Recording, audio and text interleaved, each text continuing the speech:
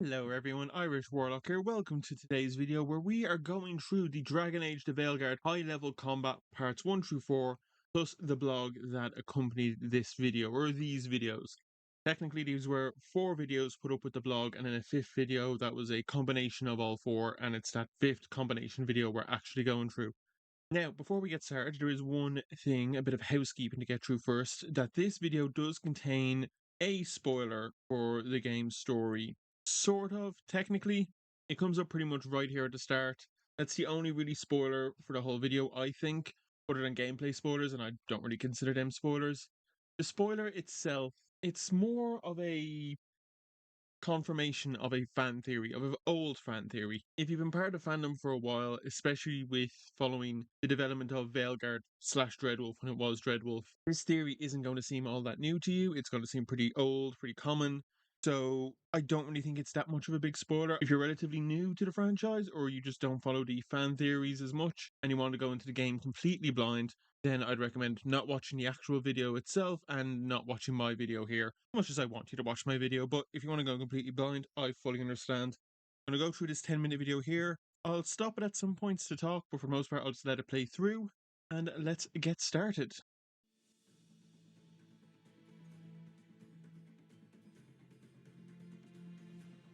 Right, gonna pause straight away because we actually have the spoiler at the start. So, this is an introduction to high-level combat. Footage has been edited for brevity and to avoid spoilers. Then they just give us the spoilers straight away. Whitesail Fortress is under attack from Gillenan and her archdemon.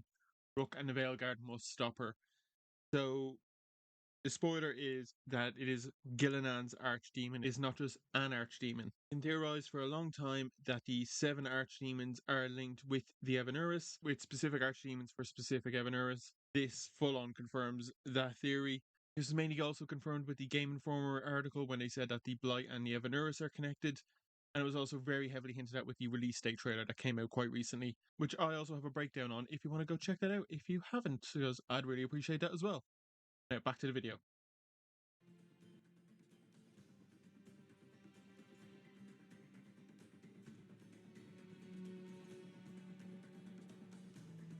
Right, gonna stop here and just go through this. So, playing as a Warrior Rook, this is the main menu by the looks of it, where we can interact with our loadout and our companions and such. So, let's start at the top. We've got the map, the character, which is obviously our Rook, the different companions, which we can go through and customize them, our skill tree, which we'll see in a minute, and the library, which I'm assuming is like our journal with what quests we're doing, what quests we've completed, what ones we have on standby, and also like the codexes and stuff like that.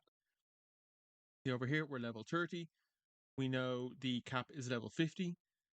This symbol, I'm assuming, is for warriors, and this symbol is for the champion, which is one of our specializations, and that's the specialization this Rook has chosen. My guess is these two numbers mean like damage output and armor at the moment, so you can get an idea of how strong you are just based off these numbers.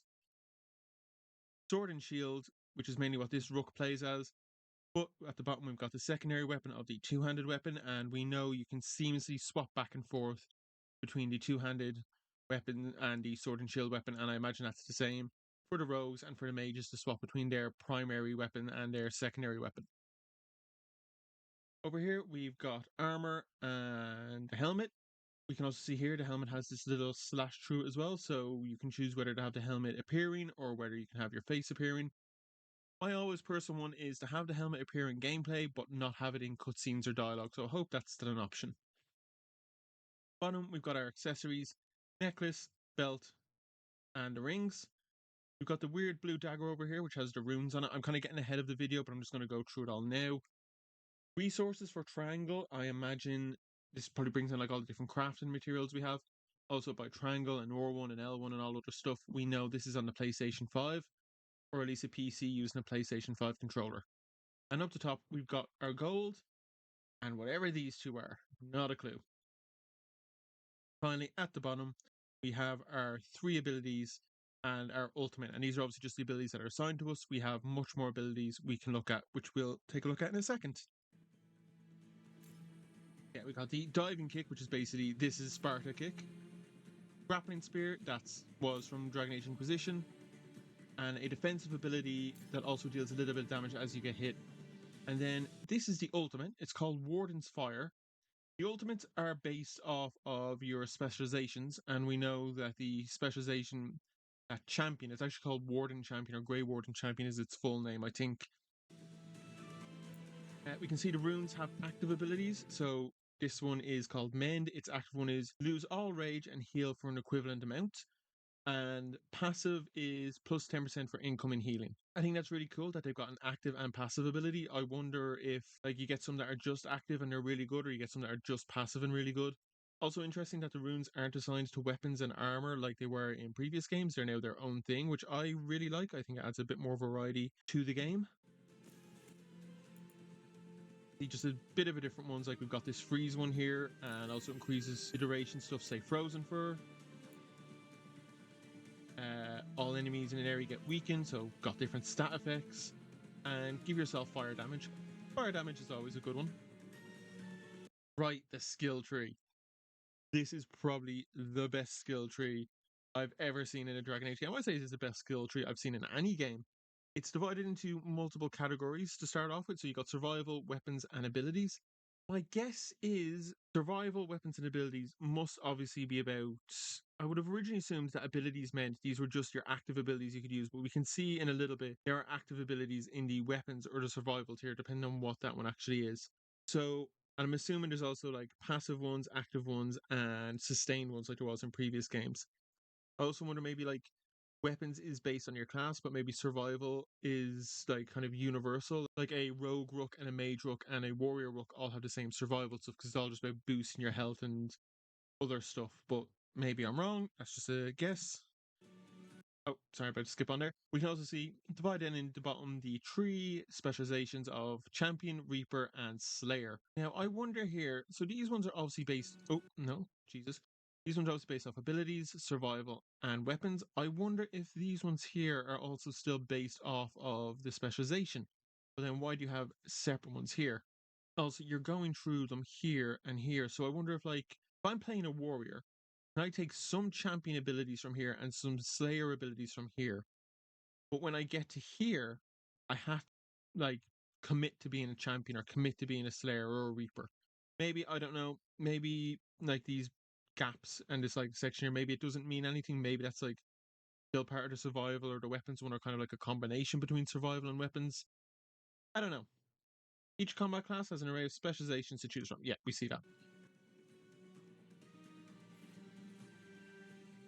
Yeah, champion. And you see, this one says champion is specifically Grey Warden, but that could be just because it's a Grey Warden backstory.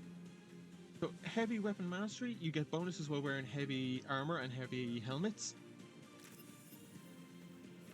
And then we've also got Fiery Resolve. This is a passive ability, but to activate the passive ability, you still got to pull off a perfect defense. So, it's active in a sense, but it's passive also at the same time, if that makes sense. You can see it saying, if you want a heavy mastery passive to be active, you've got to wear heavy armor. Makes sense. But also then, does that mean warriors can wear medium and light? Can mages wear heavy? Can rogues wear heavy? It's kind of interesting to see. And then you see you get sword and shield if you want to be more defensive, but two-handed if you want to go aggressive.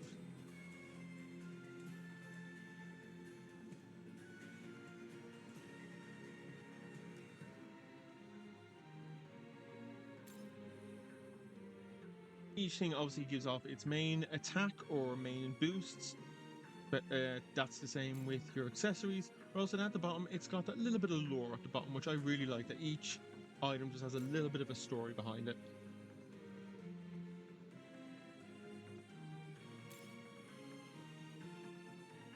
See, we've got Darvin screen here, and I'm going to pause it while we just go through it. Darvin has a sword, a shield, his armor, and an accessory by the looks of it, but he doesn't have the necklace, belt, or rings, and we know that's only for Rook. So I wonder then, like Darvin's looks like a knife. So can we just find other like knives that are just for Darvin in the world and equip him with that? And will the other companions have their own special like item that we find out in the world? Similar to like in Dragon Age 2, you didn't swap everyone's armor around, you just kind of upgraded it. Will we still be able to maybe swap Darvin's and the other companions' armor and weapons around? But then we find a specific item that we upgrade for them as the game progresses. We can see also Darvin is a warrior, obviously. He is also a champion. He's got his own damage output here, the abilities at the bottom, and his skill tree, which is very different than our own. I'm liking that. It's still detailed, it's still got a lot to go through, but it's not an exact carbon copy of ours. And over here, we have this number with a thumbs up and comrade in arms. And my guess is this is his approval rating of us. Previous Dragon Age games have done approval like a little bit differently. Origins and 2 had it that you could see it at all times. Inquisition had it you didn't. I'm kind of 50-50 on whether I like it or not. I don't mind it. It's the choice of the game, and that's enough for me. Now, character selection screen, we can see all of our companions up at the bottom. This quest we're going on is the Siege of Weishaupt, which means we have to bring Darvin. The person controlling it is designed to bring Lucanus with them. Lucanus is referred to as having a swift, precise assassin with a demonic aura, which just fuels the questions of what the hell is going on with Lucanus? What is he up to? There's a short story out there which basically takes place at his wake, and everyone is kind of going, how did he have a wake and he's back? A lot of people think demons or spirits are involved, which would not be unsurprising for a Dragon Age game for us to have a possessed ally. You know, we had Wynne, we had Justice, we had Anders, Cole, kind of a spirit, kind of a person. So it would not be surprising that we have another possessed spirit-like person in this game. So you can see there on her card, Neve has a symbol at the top. It's the Veilguard symbol. I wonder why she has that and others don't. Is there something specific about her? Have we like fully earned her loyalty because we've done her companion quest, or is this maybe based off of like a relation that we have with her? Like, does she just really like us? Is it a romance symbol maybe? Or is it more represent that she's off just doing her own thing at the moment and she's unavailable to us? Suppose we'll see.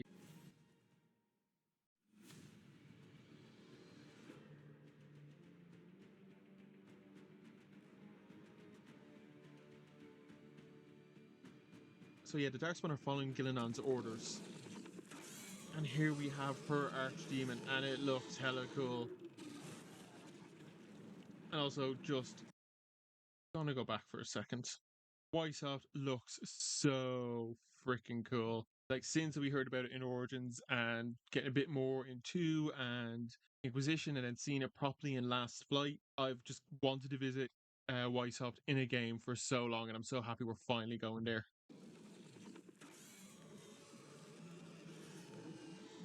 I wonder if Elgaron controls the Darkspawn as well, or is it just Gillenon? The ability wheel is now open. Obviously, the biggest thing for the ability wheel is that we can give out orders and use our abilities, but we can also take a look at enemies and see what they're vulnerable and resistant to, and anything to do with Darkspawn and the Blight is vulnerable to fire. And we can see some of the abilities have a green bar around them, and that means they're very good against these enemies, which I like this. I like that we can kind of get a bit of a flash of like, hey, this is the ability you want to use in this fight, which means you don't need to remember what every single ability does. You don't need to remember what every enemy is strong or weak against. You know, yes, this is it. Maybe in the options, if you want a bit of a challenge, you can take that off and get rid of it, but maybe not. Now, have here some ghouls, but we also have a Hurlock, and I do love the Hurlock's change here.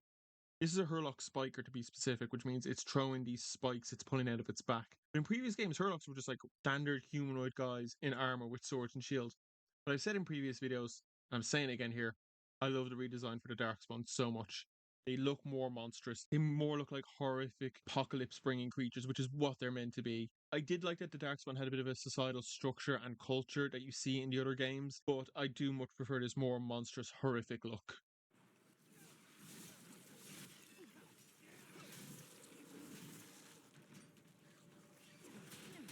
So they pull off a perfect parry, and a fire resolve ability activated, and now all of Rook's abilities are a flaming sword. And I love that, just kicking a guy off the ledge, sending him flying. Absolutely brilliant. I love being able to use the environment and my surroundings to help me out in game.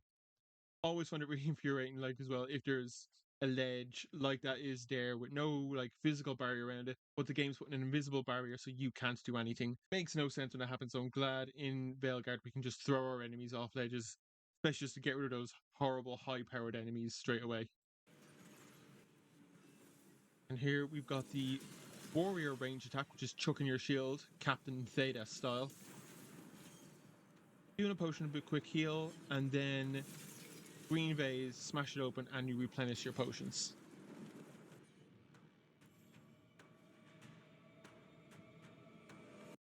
With the wheel, we can issue orders to our companions to attack specific enemies.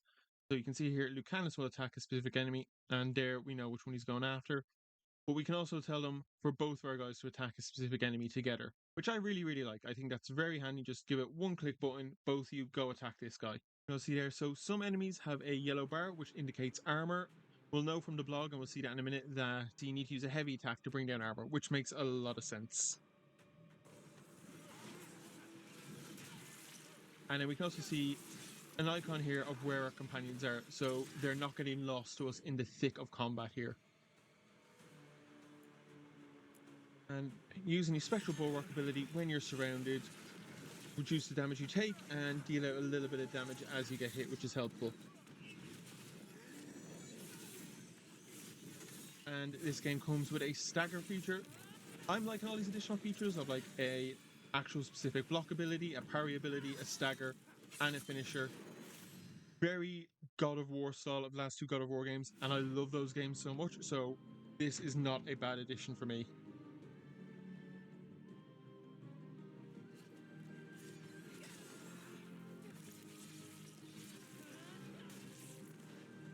We can see how the specializations, the champion is designed around defense and basically being the tank, I guess.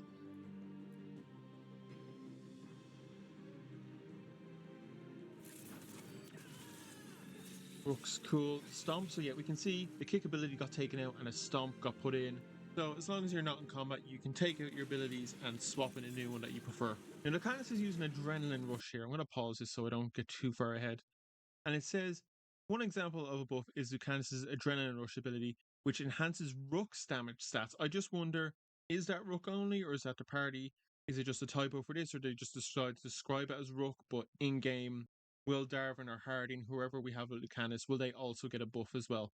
I would assume so. It'd be a bit weird if he just buffed Rook and not the others, but suppose we'll see.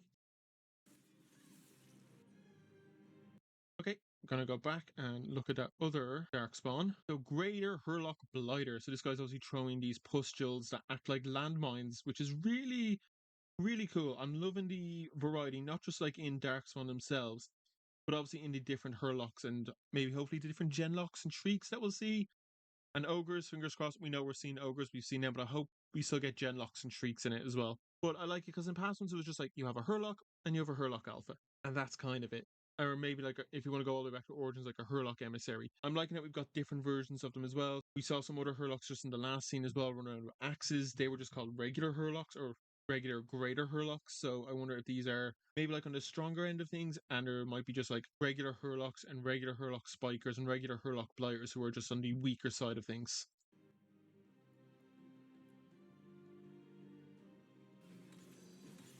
Obviously, abilities do their damage, but they got added things like adding stagger or knocking enemies down, like so. Another one of Rook's passives, being able to throw the shield and like smash it across different enemies at the same time. Obviously, somebody watched the Captain America movie right when they were coming up with this idea, and I love it. I'm here for it. Like, I want to play this just using the shields.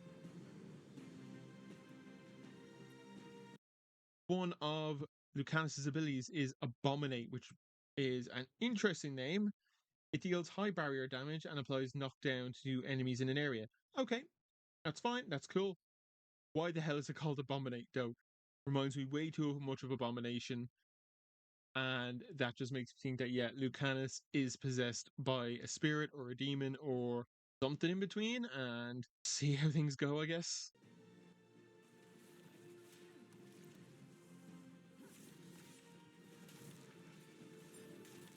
Oh, those posters look disgusting, but at the same time, they look so cool.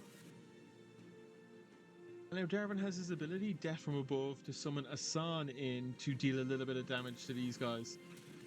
On one hand, I'm a little disappointed Asan's not just running around with us like Dog in Dragon Age Origins or Dragon Age 2. But at the same time, maybe it's a good idea he's not there, because if we heard him getting hurt and calling out in pain, I think everyone would just have a little mental breakdown and have to go to a therapist. So maybe good thing he's not with us.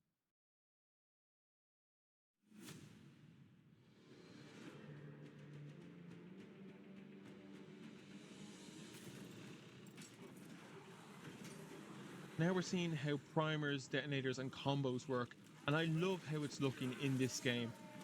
Like, it was pretty standard in the other games, like you freeze an enemy and then you do an attack to hit it, but now there's a good bit of tactics behind it, there's a good bit of thinking and planning. So we see Darvin does taunts to bring a bunch of enemies into him, and Rook uses his grappling spear to damage this Hurlock in the back and pull him closer into him.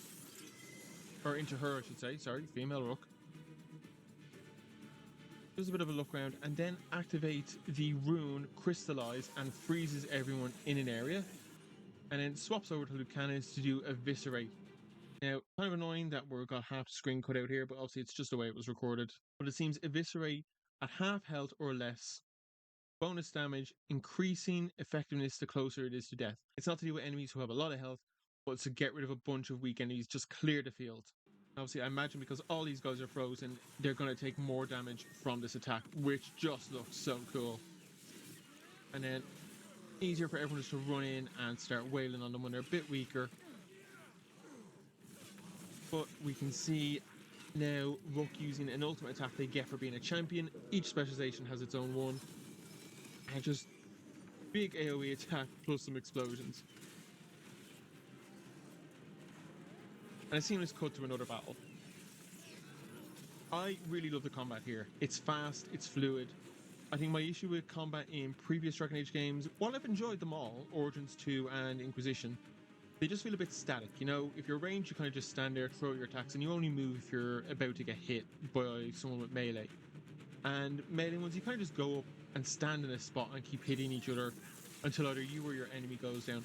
But this is fast, it's fluid, it's chaotic, which makes sense because a big brawl with monsters and magic like this should be crazy and chaotic. It should be hard to figure out what's going on. Or not hard to figure out what's going on, but it should be, so much should be happening at any given moment.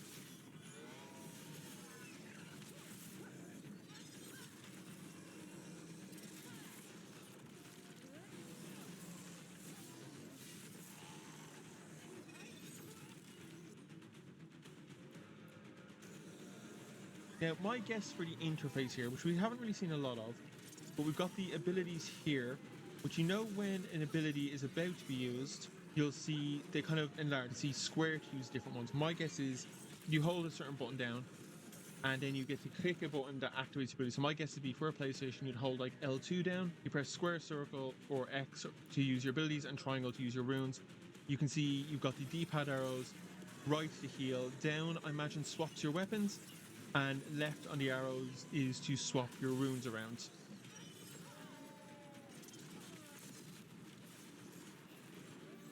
The face buttons of X, circle, triangle, and square, I imagine, are your jump, your dodge, maybe your heavy and light attacks, although then I don't know what R1 or R2 would be. It's hard to tell, I guess. Also, you can see when they press, I'm saying press L2, obviously I don't know if it's press L2 or not, but when they press L2 and bring up the screen at the bottom, I'll just go back and see if I can catch a brief shot of that happening again.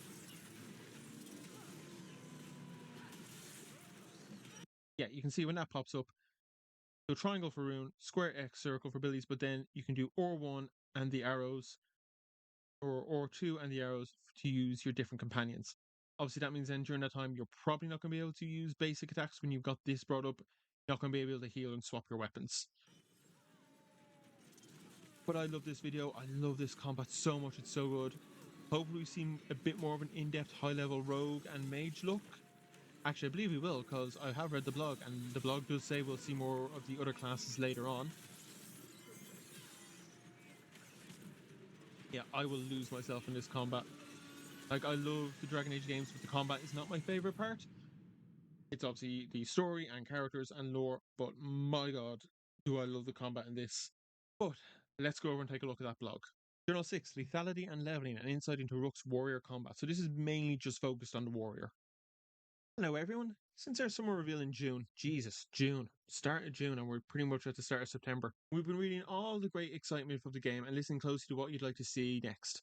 Our reveal trailer showed off the prologue and very beginning of the game, and now we want to shift our focus to higher level combat. Today we're going to cover our game's combat system, looking at how Rook and the companions can be built up to meet the perils facing Thedas using deep RPG systems. I would say, for me, this seems like the most RPG Dragon Age since Origins. I think that's a fair assessment. This starts with choosing a desired class, as there are 3 main classes to select when creating Rook: Stalwart Warrior, Deft Rogue, or Spell Slinging Mage. This blog and accompanying videos will focus on the Warrior class and will have more to share on the other classes before launch. Thank you. That I like the look of the Warrior. I liked the look of the Rogue from the original gameplay reveal back in June, but Mage is definitely where I'm going to start with, and that few second Nvidia trailer was not enough. By choosing Warrior, the fighting style revolves around close range combat and defense. Skills, traits, runes, and abilities are customizable to best suit that type of playstyle. The loadout will have slots for abilities assessed from the ability wheel. Picking which abilities from the many in the arsenal to bring into battle is a strategic choice made for each encounter, and it can be swapped out anytime except during combat. Yeah, that's fine. Like any other game, makes a lot of sense that you can't go in and be like, I don't want to use this ability, and then you end up in really hard combat, like, oh, that ability would have been great. Gotta kind of think and plan ahead just a little bit. Some added depth, there are up to 3 equipable runes. Runes provide a variety of control and utility or additional damage to synergize with your build. While in combat, all runes can be cycled through and activated. So it seemed that was just press a button, you go to a different rune, and press another button and you activate the rune. Simple and straightforward. There are a wide range of potential abilities that are unique to each class and can be customized by spending skill points. For example, the warrior class can have certain abilities that deal fire damage. Just a warrior class? I'm assuming mages get some fire spells. This probably just means like this because they're just talking about the warrior. I'm assuming it would make sense. There's no way mages don't have fire-based spells. Players can plan their build around this, and each skill point spent could be in pursuit of this build. Each step taken is designed to augment Rook and/or abilities. I assume I should say and/or their abilities, but yes, it seems like they're saying that each skill point will have a proper effect. There's not going to be just a simple, I'm going to pick this because it raises my health a little bit. There probably are some skills like that, but it seems that each skill point is meant to matter in its choice. Eventually, Rook will gain access to specializations which grant powerful abilities unique to each specialization. These specializations will provide a unique ultimate ability, more on that later below, tuned to the theme of that specialization.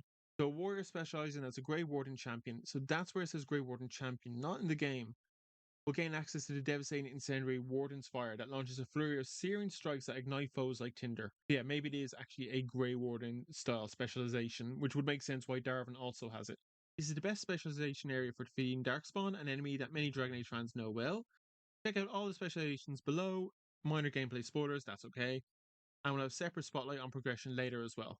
Cool, so we'll probably get that sometime in September, maybe October, but most likely in September.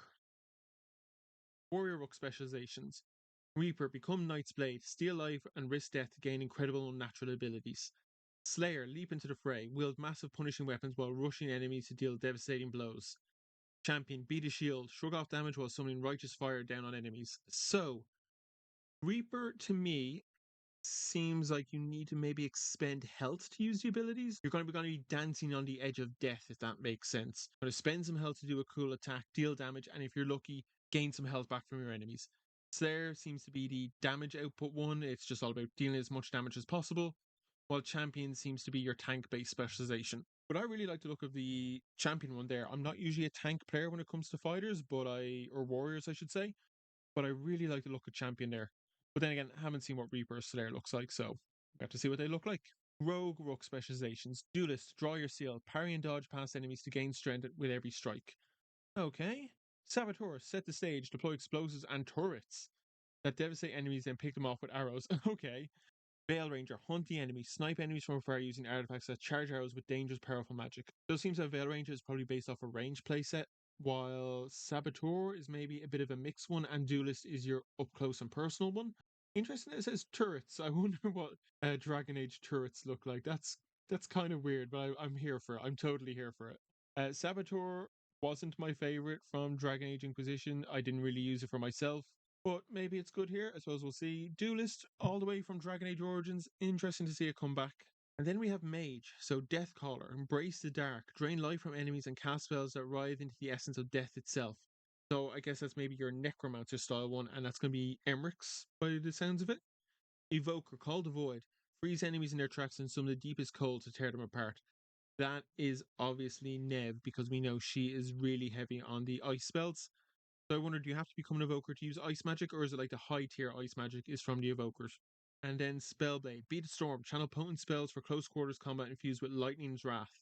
Once again, it's Spellblade for lightning, and like you can't get lightning outside of Spellblade. But Spellblade seems to read like it's the Arcane Warrior or the Knight Enchanter. Like it's like it's the martial spellcaster playstyle, which I hope there is, because Arcane Warrior was my favorite specialization for mages and origins. Knight Enchanter wasn't my favorite for Dragon Age Inquisition. I still really liked it. I'm curious of how we get specializations in Veilguard, how they're going to unlock. I suppose they have the Origins way, the DA2 way, or the Inquisition way, because it's been different for each game. In Origins, you kind of had to explore the world. You had to talk to your companions, like Alistair, and convince him to train you to be a Templar, or just get them through the story, like the Reaver or the Blood Magic one, or like I think was it Ranger or one of them. You just kind of find a book in a shop, you buy it and read it, and then you know that specialization. Two, they're just there and you get them as you level up, and then Inquisition requires a bit of a quest for you to do. You gotta pick the one you want and then a small little quest to unlock it. So I wonder what way Veilguard is going to do it. Combat basics. Now let's talk about the foundations of the combat system. The 4 core moves for all 3 classes share include jump, dodge, light attack, and heavy attack, which can all be chained together. Okay, so I wonder if like just sticking with the PlayStation controller, maybe like jump is X. Well, X would usually be interact with the world, but I suppose maybe it does both. It could. Like X is jump, circle is dodge, light attack is square, heavy attack is triangle. To me, that makes the most sense. And then R1 and R2 maybe do something different. So actually, we don't know what brings up the abilities wheel, so maybe that's R2. Rook can dodge at any time, even mid-attack, which adds fluidity to the combat. Good. He's taking damage or dealing it better at that moment. Light attacks do quick damage and build small amounts of stagger. Heavy attacks are slower and build more stagger to your opponent. Once enough stagger is built, the enemy can be rendered more vulnerable to all incoming attacks, or just do a cool ass takedown and take them out in one go. Takedowns from God of War games were so good and my favorite part of those games. So it's really cool that we're seeing them appear in Veilguard as well. Each of these attacks, light and heavy, can be charged by holding in a button to deliver a more potent version of that attack. For example, a heavy attack can be charged while using a staff to unleash a magical wave of destructive energy. Cool. Attacks can also be triggered while sprinting and or jumping to add depth and fluidity to combat. So can I be a warrior with a shield, running at an enemy, throw the shield at them, and while it's flying across at them and then coming back to me, can I still keep moving? So by the time they've recovered from getting hit by the shield, I'm there hitting them with my sword or mace or whatever. I hope that's what I'm reading, because it sounds so cool to be doing that. Every shield warrior is just going to be Captain America. I'm looking forward to when the character creator comes out and I'm seeing people make literally making Steve Rogers as their Rook. In addition, each class has range attacks, blocks, or parries if timed properly with the right weapon set. So you need to have specific weapons if you want to parry. I imagine like you can't parry with the two-handed weapon, but you can just with sword and shield for warriors. And the ability to control companions' combat strategy. Each class has 2 distinct weapon sets. So warrior gets sword and shield and two-handed weapons. Rogues get a main weapon and a dagger or the bow, and mages get the staff and finally have a variety for their weapons. So they've got the staff as their main one, but then they've got the orb, which they also hold a dagger with as well. No clue how the orb works because we haven't seen mages yet. We just know it's called the orb. I wonder if like you have your dagger in your hand for attacking and the orb just kind of maybe floats beside you and the spells kind of shoot out of the orb, because that would be really cool in my opinion. Yeah, each class has 2 distinct weapon sets which can be swapped seamlessly in the heat of battle. That is cool. This drastically changes the available movesets and strategies. That's cool, because usually when I play a Dragon Age game, like if I'm playing a warrior, I'm like, I'm going to be sword and shield.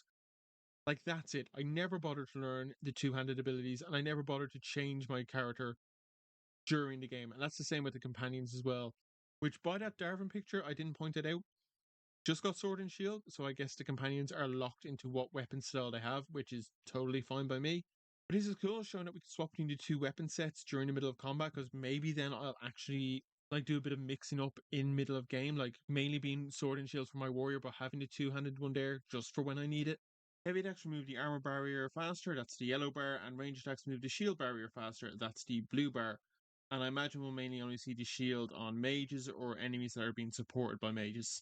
There's also a stagger meter, which is the lavender bar, which builds as hits are landed against an enemy. Stagger creates opportunities for bonus damage and special takedowns. I hope there's a wide variety of takedowns as well. Like I hope they really animated enough and gave us a lot of different ones, because while I love the ones in the God of War games, it didn't take you long to see them all. I hope there's at least a nice variety to see. The ability wheel pauses the fight for more precise control over Rook's own abilities and those of their companions, And where those tactical RPG elements come into play, yeah, you can see it. The game is very tactical. Players can use the ability wheel to assign companions to attack specific enemies individually or together. Abilities can also be bound shortcut keys to keep the action flow going instead of always bringing up the ability wheel. Vulnerabilities and resistance of enemies can also be seen while targeting enemies in the ability wheel. For example, Darkspawn are weak to fire.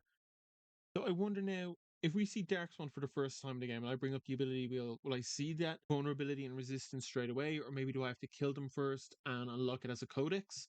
Personally, between the two, I'd like that second option more. I like when you defeat enemies and learn more about them in the game.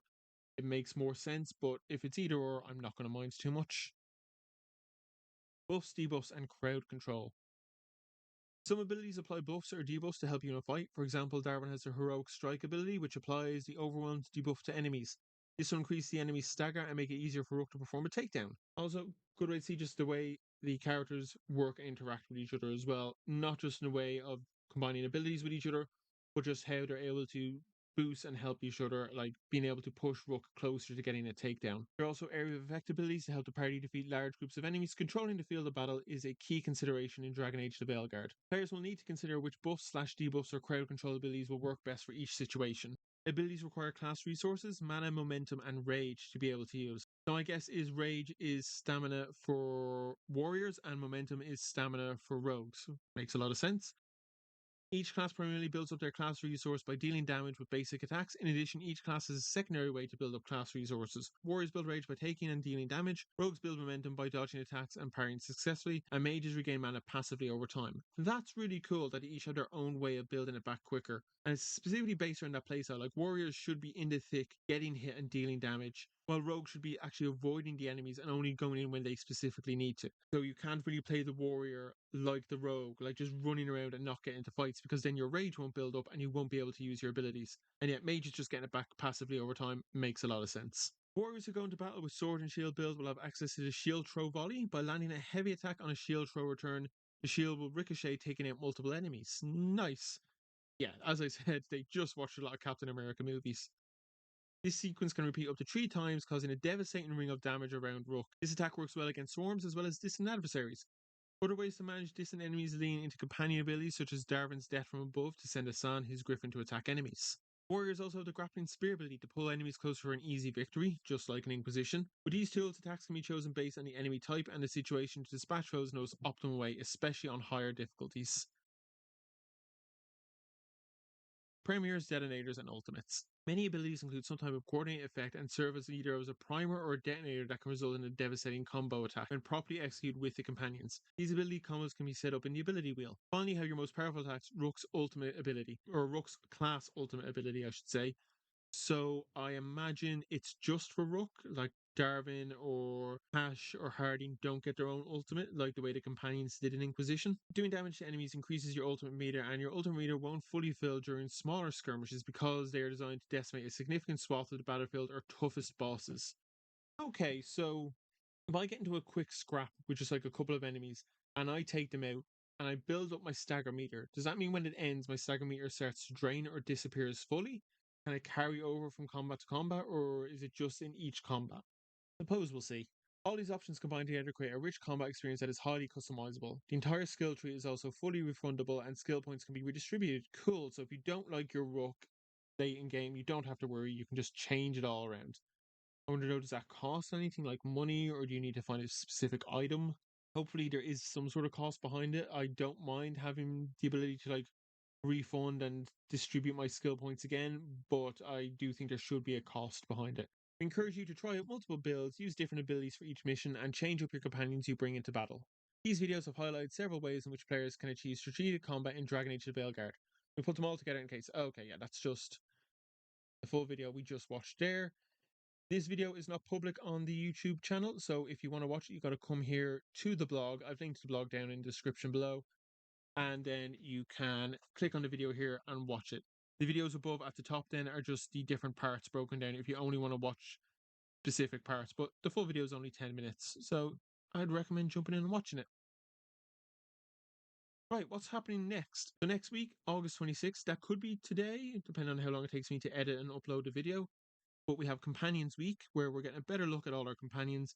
Don't know if each companion is getting their own look into, or is it going to be all of them together, but I suppose we'll see. And then at the end of the week, on the 30th, we have the developer Discord Q&A. The last Q&A was really good, so if you have Discord, I'd recommend joining the BioWare or Dragon Age Discord, whichever it's called. I think it's just the BioWare Discord, and listening to the Q&A, because I thought the first one was really, really good and really informative. I do believe, though, that you need to submit your questions in advance. I don't think they take questions live. So if you've got a burning question that you really want answered, I'd say go over to the Discord as soon as possible and submit your question. Then next one, we have the IGN first month-long exclusive coverage. That's a mouthful. I imagine we're going to be seeing the Mage and Rogue gameplay, and then we've got a lot more in the summer. Fingers crossed for character creator. I really want to see the character creator as soon as possible. A lot to explore in the game and a lot more to talk about. We'll have more to share on Rogue and Mage before launch. Good. Next week, we look forward to Companions Week, along with another Discord Q&A planned for August 30th, where you can answer more of your questions about the game. Chat soon, the Dragon Age community team. But right, that is the combat for Dragon Age the Veilguard. I thought that video was really good. It showed off plenty about the game. I don't mind that little spoiler that we saw about Gillenon, because I think it is such a small, insignificant spoiler that we've all known about for so long. But it looks like from a combat perspective, this will be the best Dragon Age game. I honestly cannot wait to get in and get my hands on it. It looks so much fun. But what do you guys think of the combat? Do you love it? Do you hate it? Do you think it's a bit too much like the new God of Wars and other similar games? Or do you think it's smart that they're kind of going in that direction as well? Do you think you need to get your hands on it first before you can actually judge it properly? Let me know down in the comments below and we'll have a bit of a chat. If you've liked this video, do give it a like and a comment, because that would be greatly appreciated, because it really would help the channel grow. If you like this video and want to see more, do subscribe to the channel so you can stay up to date on what's going on. Thank you to everyone who's subscribed recently. My subscribers have jumped up quite a bit since I started doing these Veilguard videos, so thank you to everyone who has subscribed recently. I really, really appreciate it. Because seeing that number go up, it really makes a difference, and it really makes me think people are actually enjoying what I'm doing, and that's just why I want to do these videos. But with that, I will see you all very soon.